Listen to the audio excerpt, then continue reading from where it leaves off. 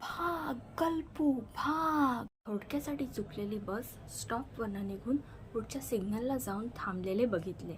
त्या संधीचे सोने करायचे म्हणून मी पळत पळत जाऊन बस गाठली. ऑटोमेटेड बस होती म्हणून दरवाजे बंद.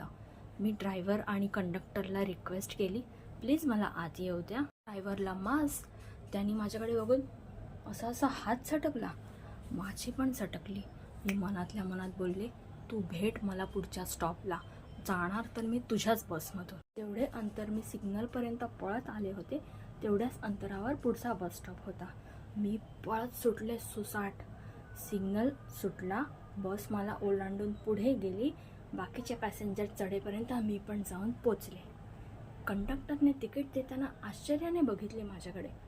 मी पण मख्ख चेहऱ्याने तिकीट घेतले, जसे काही घडलेच नाही. हा थोडासा श्वास फुललेला, पण 2 ब्रेथ इन 1 ब्रेथ आउट ही श्वसनक्रिया वापरून 1 मिनिटाच्या आत माझा श्वास पूर्ववत झाला.